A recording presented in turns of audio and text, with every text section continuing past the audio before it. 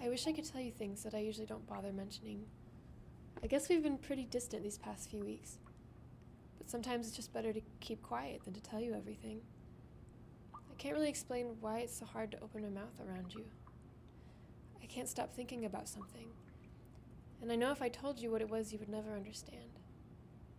I don't even understand. I've been having a lot of difficulty sleeping lately. Remember when I had that accident in the pool when I was 7? I slipped and I couldn't touch the bottom of the pool. It was the scariest moment of my life, and I haven't felt comfortable around water ever since. After that, I couldn't sleep for weeks because every time I closed my eyes, it felt like I was drowning again. Well, it's like that now, too.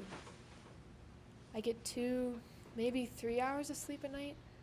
I wake up exhausted and anxious. I can't focus and my mind seems to wander everywhere. I'm so tired I don't even have the energy to eat anymore. I just have no appetite. Everything's so hard to put down. And I know this is something the doctor couldn't fix. Part of why I have so much trouble telling you this is because of Dad. I know that after he died, you really clung to me to stay afloat. That's why I've been out of the house so much. I just need time to be on my own, to sort things out without you hovering.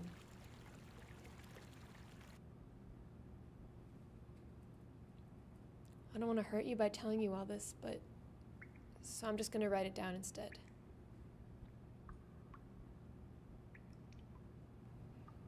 A few weeks ago, Anna had a party at her house, and I went, just for the heck of it. It was your average get-together with a few other girls from school. We were just hanging out, listening to some music. Nothing too crazy. It was a long weekend, and everyone was celebrating the end of finals. Everyone was having a really good time, and so was I. But there was a girl at the party that I'd never seen before. She was blonde and blue-eyed, gorgeous. I found myself staring at her. I just couldn't take my eyes off of her. Who was she?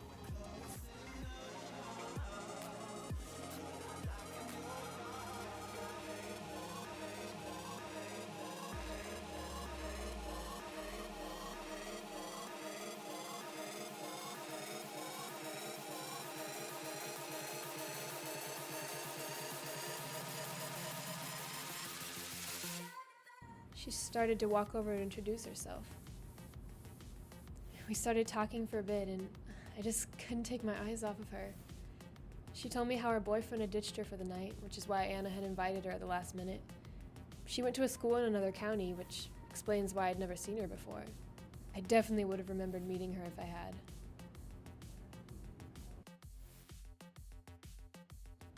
I felt so comfortable around her, like I'd known her forever. When I was around her, I laughed and smiled, and she made me feel special. I'd never felt that way around anyone before. The party started to get a little loud and rowdy, but she stayed right next to me.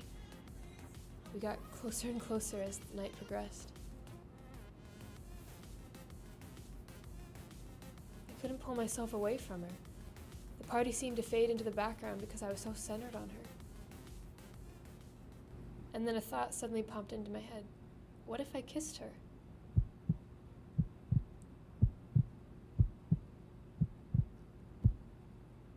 And then she took me by the hand and led me out the door.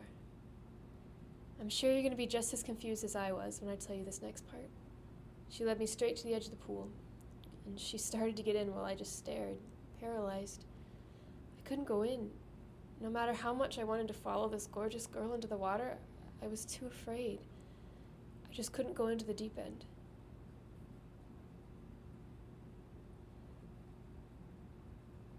Disappointed in myself, I decided I'd go into the hot tub instead, where I knew I could touch the ground and be safe. She got in with me, and then it was just me, her, and the water that we shared, watching together as the sun went down. She talked a bit about how she was bittersweet to be going out of state for college, and I just listened. More than anything, I wanted to kiss her. I knew it was wrong, and I knew you'd never accept it, Mom, but I can't explain it. I felt like I'd never met someone who completed me so well. These were completely new feelings that I was experiencing. I'm sorry, Mom.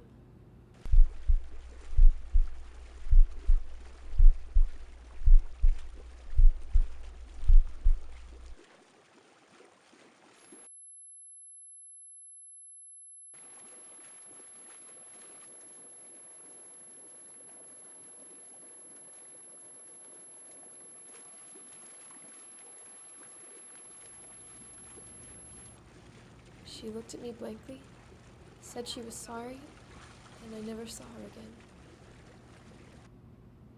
It's summer now, and I can't stop thinking about that night. She's out in that deep end, and I can't stop looking for her. And now I've been going places where I shouldn't go and doing things I shouldn't do ever since. Just a few days ago, I found a bottle of pills under a bridge.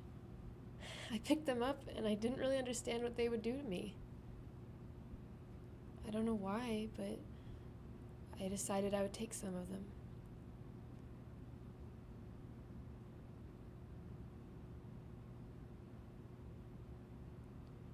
I swallowed a handful of them.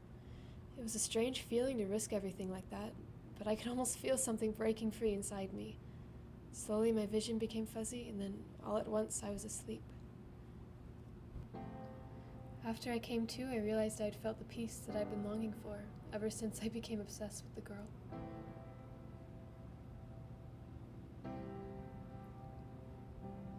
I've been drinking so much to cope with the pain.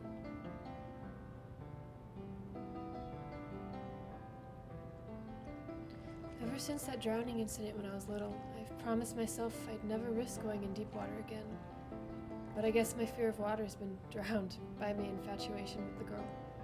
I keep believing she'll be wherever the water is, so I go there too. It's funny that losing her would lead me to face my biggest fear. But now when I'm near the water, all I can think of is her. I wonder if she feels that way too. I wonder if when she looks into the water, she can see my face as clearly as I see hers.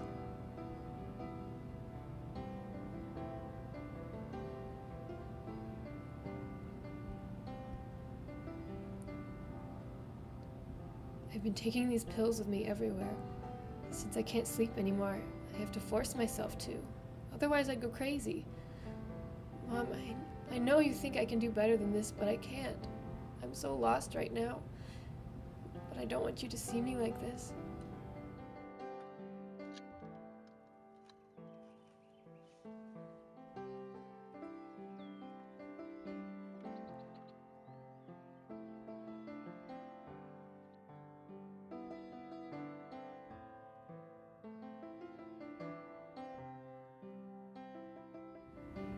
Mom, I can't even imagine how disappointed you'll be when you find out you had a gay daughter.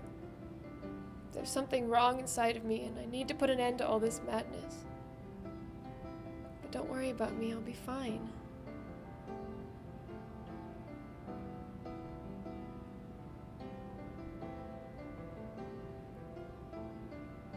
Just remember that we've had each other for this long, and now I won't be a burden to you anymore.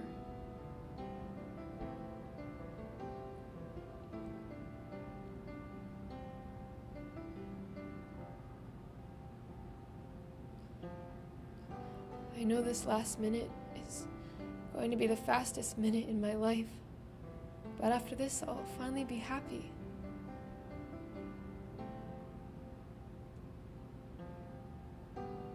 I know she'll be there in the water with me. I just have to find her in the deep end. I love you, your daughter.